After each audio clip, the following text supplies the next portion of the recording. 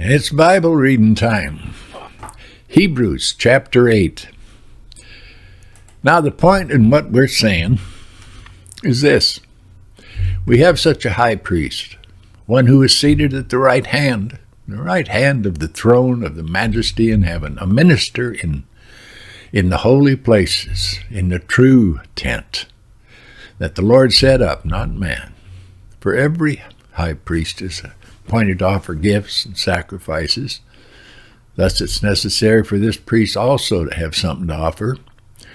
Now, if he were on earth, he would not be a priest at all, since there are priests who offer gifts according to the law, and there were when this was written.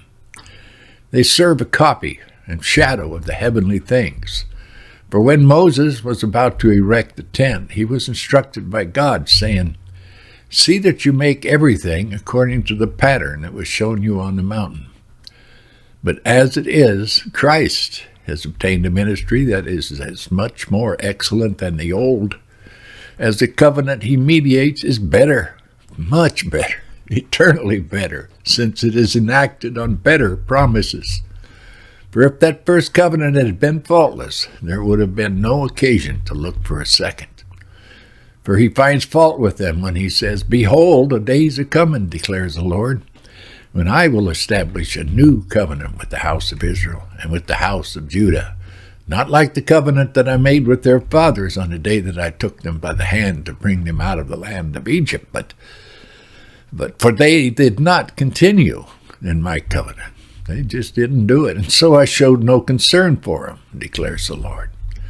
For this is the covenant that I'll make with the house of Israel. After those days, declares the Lord, I will put my laws into their minds, the Holy Spirit, and write them on their hearts, and I'll be their God, and they shall be my people.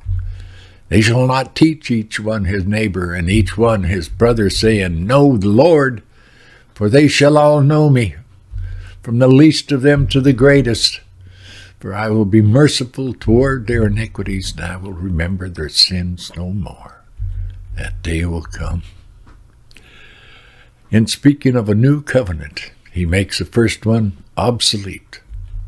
And what is becoming obsolete and growing old is ready to vanish away. And it did. The new one is here.